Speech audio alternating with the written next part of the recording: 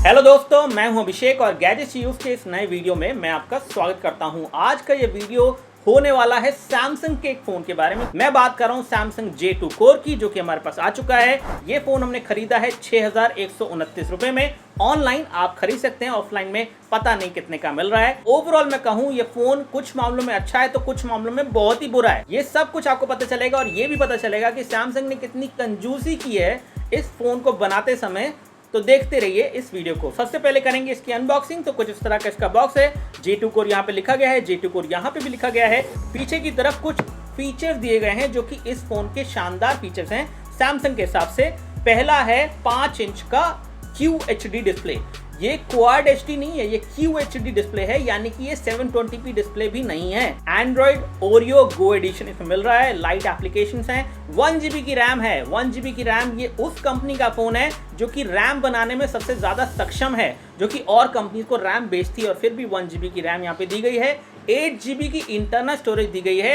यही वो कंपनी है जो कि स्टोरेज भी बनाती है और फिर भी यहाँ पे कंजूसी की गई है रैम और स्टोरेज दोनों में। बैटरी की बात कर लेते हैं। 2600 mAh की बैटरी है जी। अब 2600 mAh की बैटरी आपको मुश्किल से एक दिन का बैटरी बैकअप दे जाए तो आप गंगा स्नान करके आ जाना। 4G LTE का सपोर्ट दिया गया है। वोल्टी सपोर्टेड है। हालांकि एक ही सिम कार्ड पे एक बार में 4G चलेगा। डुअल 4G वोल्टी को आप भूल जाइए। तो फटाफट कर लेते हैं अनबॉक्सिंग। और यहाँ पे बॉक्स को खोलते ही पहली जो चीज दिखती है हमें वो मिलता है यहाँ पे सैमसंग गैलेक्सी J2 कोर, जो कि डेफिनेटली लुक एंड फील में अच्छा दिखता है। पीछे की तरफ ग्लॉसी बैक डिजाइन दिया गया है जो कि इस फोन को अट्रैक्टिव बनाता है। साथ ही साथ 8 मेगापिक्सल का camera, LED flash, loud speaker और यहाँ पे आप देख सकते हैं कि इस तरफ आपको मिलता है 5 इंच का QHD डिस्प्ले। 720p डिस्प्ले भी नहीं दिया गया। इतनी ज्यादा कंजूसी की है सैमसंग ने। FHD डिस्प्ले तो भूल जाओ, HD डिस्प्ले भी इस फोन में नहीं है। तो इसको हम बूट करेंगे बाद में। पहले दिखा देते हैं box content. Quick start guide यहाँ पे दी गई है, इसका कोई फायदा नहीं है। यहाँ पे आपको मिल जाता है एक चार्जर। अब मैं यहाँ पे चार्जर की बात करूँ तो 1 एम्पियर का चार्जर है जी। और यहाँ पे आपको मिलती है एक माइक्रो USB केबल। हेडफोन यहाँ पे आपको नहीं मिलने वाले हैं। इतना मिल गया, वो भी बहुत बड़ी गनीमत है। सैमसंग ने इस बार बहुत कंजूसी की है। तो कंजूसी से भरा ये फोन आपके सामने है। तो कुछ इस तरह की स्क्रीन आपको मिलती है। स्क्रीन के बारे में अब मैं क्या ही कहूँ, इतनी शिद्दत से बनाई गई है स्क्रीन कि आउटडोर के अंदर इसको देखना बहुत ही मुश्किल हो जाता है। डेफिनेटली ब्राइटनेस में बहुत कमी की गई है और बहुत ही ज्यादा कंजूसी की गई है। किसी एक चीज में सैमसंग ने कंजूसी अगर नहीं की है तो वो बिल्ड क्वालिटी है जी। इस मामले में सैमसंग को थम्स अप है, क्योंकि सैमसंग और नोकिया के फोन हमेशा बिल्ड क्वालिटी यहाँ पे अच्छी होती है और वैसा ही कुछ यहाँ पे किया गया है। अगर बैक कवर यहाँ पे मैं निकाल के आपको दिखा दूं तो आप देख सकते हैं कि बिल्ड क्वालिटी के हिसाब से ये फोन बिल्कुल ठीक है। हालांकि प्लास्टिक का बना हुआ है, लेकिन ये जो देख रहे हैं आप डिजाइन यहाँ पे एंटीना वगैरह के, इस तरह का डिजाइन डेफिनेटली आपको जो इंडियन कंपनी होती है, माइक्रोमैक्स वगैरह, लावा वगैरह, इस प्राइस के फोन्स में मिलेगा ही नहीं। तो इस तरह की फैब्रिकेशन नहीं मिलेगी, इस तरह की बिल्ड क्वालिटी नहीं मिलेगी। ये फोन अगर गिरेगा तो इसका बैक कवर हो सकता है अलग हो जाए, लेकिन फिर भी फोन चलता रहेगा। और लॉन्ग टर्म ड्यूरेबिलिटी के हिसाब से, रिजिडनेस के हिसाब से डेफिनेटली अच्छा काम किया है सैमसंग ने। तो जो अच्छा है वो अच्छा आपको बिल्कुल बताएंगे। अब बात करते हैं यहाँ पे और चीजों की, जैसे कि कनेक्टिविटी। तो कनेक्टिविटी में यहाँ पे कॉम्प्रोमाइज नहीं है, इसके लिए डेफिनेटली थम्स अप है, लेकिन सिंगल थम्स अप है। मैं बताता हूँ क्यों। क्योंकि यहाँ पे SD कार्ड का स्लॉट दिया गया है, 2 सिम कार्ड का स्लॉट दिया गया है, लेकिन एक बार में 4G एक ही सिम कार्ड में चलेगा। तो डुअल 4G का सपोर्ट यहाँ पे आपको नहीं मिलने वाला है। बैटरी के मामले में 2600 mAh की छोटी सी बैटरी इस फोन में दी गई है, जो कि एक रिमूवेबल बैटरी है, यानी कि फ्यूचर में अगर आपको बैटरी से परेशानी होती है तो आप उसे रिमूव करके रिप्लेस कर सकते हैं कोई और लोकल बैटरी लेके, जो कि मार्केट से आपको मिल जाएगी। या फिर अगर आप चाहें तो सैमसंग की महंगी बैटरी भी खरीद सकते हैं, जो कि शायद जब तक ये फोन पुराना होगा तो फोन से ज्यादा महंगी आपको बैटरी मिलेगी। ऐसा भी हो सकता है। सॉफ्टवेयर की बात करें तो यहाँ पे एंड्रॉइड गो एडिशन इस फोन में दिया गया है। और ये चीज मैं कह सकता हूँ कि सैमसंग ने यहाँ पे इसका जो UI है उसको ऑप्टिमाइज किया है। एंड्रॉइड गो एडिशन वाली एप्लीकेशन जो इसमें डली हुई आ रही है, जैसे कि फेसबुक लाइट, वो सब तो ठीक है, लेकिन जब आप रेगुलर एप्लीकेशन इसमें डालेंगे जो डे टू डे यूसेज में आप यूज करते हैं, मान लीजिए आप नॉर्मल इंस्टाग्राम डालेंगे या फिर नॉर्मल फेसबुक डालेंगे, तो आप देख लेंगे कि किस तरह से ये फोन कश्मकश में फंस जाएगा जगह जगह पे जब आप ऐप स्विचिंग करेंगे। अभी भी हम ये चीज नोटिस कर सकते हैं कि कुछ ऐप्स को लॉन्च करने में ज्यादा टाइम लग रहा है। एस्फल्ट 8 हमने यहाँ पे डाला गेम और उस गेम को लॉन्च होने में टाइम लग रहा है। एनिमेशन के अंदर लैग आ रहा है, तो लैग यहाँ पे बिल्कुल दिख रहा है और समय के साथ वो लैग इतना बढ़ जाएगा कि एक दिन आपका मन करेगा कि इस फोन को आप फेंक दें। ब्लॉटवेयर की बात करूं तो यहाँ पे सॉफ्टवेयर के अंदर ब्लॉटवेयर भी सैमसंग ने डाल दिया है। सैमसंग को ये फोन देना था एंड्रॉइड गो एडिशन के साथ, यानी कि एंड्रॉइड ओरियो गो एडिशन के साथ, तो फिर भी यहाँ पे अल्ट्रा एप्स और सैमसंग के दुनिया भर के सॉफ्टवेयर जैसे कि सैमसंग मैक्स, ये वो दुनिया भर का ब्लॉटवेयर जो है डाल दिया है और बहुत सी ब्लॉटवेयर एप्लीकेशन को आप अनइंस्टॉल भी नहीं कर सकते हैं। तो ऐसे में 8 GB की स्टोरेज आपकी फटाफट भर जाएगी। लेकिन अच्छी बात यह है कि इस फोन के अंदर आप एप्लीकेशंस को, गेम्स को SD कार्ड पे मूव कर सकते हैं। अगर आपने एप्लीकेशंस को SD कार्ड पे मूव किया तो समय के साथ आपका SD कार्ड आपके फोन की ऐसी तैसी कर देगा और उस फोन को काफी स्लो कर देगा। अब बात कर लेते हैं एक बहुत ही इंपॉर्टेंट चीज जो कि दिल होता है किसी भी फोन का, यानी कि प्रोसेसर।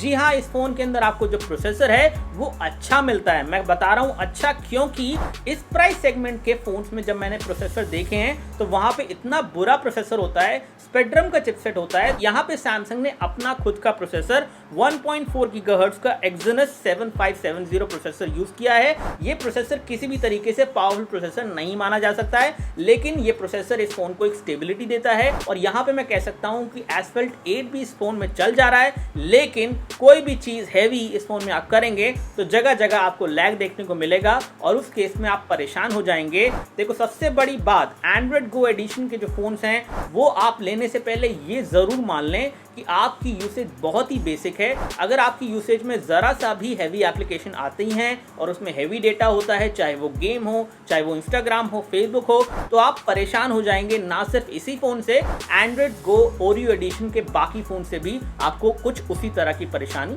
होने वाली है। अब बात कर लेते हैं कैमरा के बारे में। तो कैमरा में यहाँ पे 8 मेगापिक्सल का रियर कैमरा है और फ्रंट कैमरा जो है वो 5 मेगापिक्सल का है। कैमरा की कुछ फोटोज आपको दिखा देते हैं। मैं ये कह सकता हूँ कि हमारी इनिशियल टेस्टिंग के अंदर जो कैमरा की फोटोज हमें देखने को मिल रही हैं वो अच्छी दिख रही हैं। कलर्स के मामले में कहीं कुछ ऊपर नीचे है, लेकिन फिर भी वो फोटो अच्छी हैं। जैसे कि आप देख सकते हैं कि ये बॉक्स की फोटो है जो कि इंडोर में ली गई है। इस फोटो को अगर आप जूम इन करेंगे तो आपको लगेगा कुछ ज्यादा ही नीली दिख रही है फोटो। इतना नीला तो बॉक्स है भी नहीं, लेकिन ये ऐसी ही है। अगर हम हल्की फोटो की बात करेंगे तो फोटो अच्छी आई है, ये भी इंडोर में ली गई है और इसमें आप देख सकते हैं कि इस फोटो के अंदर कलर्स भी सही हैं और ओवरऑल क्लैरिटी भी आपको डिसेंट मिल जाती है। सेल्फी कैमरा की बात करें तो इंडोर के अंदर जो यहाँ पे सेल्फी हमने कैप्चर की है, इस फोटो के अंदर मैं क्लियर अपने आप को देख सकता हूँ, जो कि एक बहुत अच्छी बात है। हालांकि जैसे ही जूम इन करते हैं तो पिक्सेलेशन नोटिस होगी, लेकिन फिर भी मैं कह सकता हूँ 6000 रुपए के हिसाब से इसका कैमरा कोई बुरा नहीं है। और रियर कैमरा से भी जब आप फोटो लेंगे तब भी आपको क्लियर फोटो मिलेगी। डे लाइट के अंदर अच्छी फोटो आ जाएगी। क्लैरिटी ज्यादा एक्सपेक्ट ना करें तो फोटो डेफिनेटली सोशल मीडिया तक पोस्ट करने के लिए भी ठीक है। और यहाँ पे मैं कह सकता हूँ कि अच्छी क्लैरिटी आपको फोटो में मिल जाती है, कलर्स भी सही मिल जाते हैं। डे लाइट में तो बढ़िया फोटोज आप कैप्चर कर ही सकते हैं। डे लाइट में अगर आप सेल्फी लेंगे तो कुछ इस तरह की सेल्फी आपको मिल जाती है, जो कि डेफिनेटली अच्छी है और बेहतर है बाकी और 6000 के फोन से। अगर मैं बात करूं कैमरा की तो कुछ इस तरह से यहाँ पे इस फोन का रिव्यू है। सही बात बताऊं तो ये फोन आपको मुश्किल से 1 महीने, 2 महीने, 3 महीने तक अच्छा लगेगा। बाद में डेफिनेटली पछताएंगे कि आपने एंड्रॉइड गो ओरियो एडिशन वाला फोन क्यों लिया, अनलेस कि आपकी यूसेज बहुत ही बेसिक है और आप कॉलिंग बहुत ज्यादा करते हैं। तो फाइनली यहाँ पे मैं बताऊं कुछ प्रोज। तो प्रोज यहाँ पे बिल्ड क्वालिटी फोन की डेफिनेटली बढ़िया है। इस फोन का कैमरा भी अच्छा है। हालांकि कॉन्स की बात करूं तो इस फोन का डिस्प्ले इतना डल है और साथ ही साथ इस फोन के अंदर जो परफॉर्मेंस है वो दिन ब दिन डिग्रेड होगी, लैग आएगा, तो वो चीज आप जरूर ध्यान रखें। ये सब बातों को ध्यान में रखते हुए मैं आपको ये कह सकता हूं कि ये फोन मैं रिकमेंड नहीं करता हूं, अनलेस कि आपको ये फोन लेना ही लेना है। तो कुछ इस तरह से था यहाँ पे इसका रिव्यू। लेकिन अब बताएंगे आपको सरप्राइज के बारे में। सरप्राइज यहाँ पे सिंपल है, इस फोन को जीतना है अगर आपने तो आपको करना है एक कमेंट इस वीडियो के नीचे और ऑनेस्ट ओपिनियन बताना है इस फोन के बारे में। आपको अच्छा लगता है तो अच्छा बताइए, बुरा लगता है तो बुरा बताइए, हमें दोनों से कोई प्रॉब्लम नहीं है, लेकिन ओपिनियन बताइए। Nice video, lovely video, awesome video, ये सब मत लिखिएगा। और ऐसे में हम रैंडम कमेंट पिकर से एक कमेंट निकालेंगे, जिसका भी नंबर आएगा उसको ये फोन मिल जाएगा। और ऐसे में जरूरी नहीं है कि वो कमेंट पॉजिटिव होना चाहिए, नेगेटिव होना चाहिए, वो कुछ भी हो सकता है, लेकिन सैमसंग J2 कोर के बारे में ही होना चाहिए। तो कुछ इस तरह से था ये वीडियो। आपको उम्मीद है ये वीडियो पसंद आया होगा। अगर वीडियो अच्छा लगा तो लाइक बटन जरूर दबाइए, चैनल को सब्सक्राइब कर लीजिए, क्योंकि उसी के बाद आप ये फोन जीत पाएंगे और गिव अवे में पार्टिसिपेट कर पाएंगे। बहुत बहुत शुक्रिया। जय हिंद, वंदे मातरम।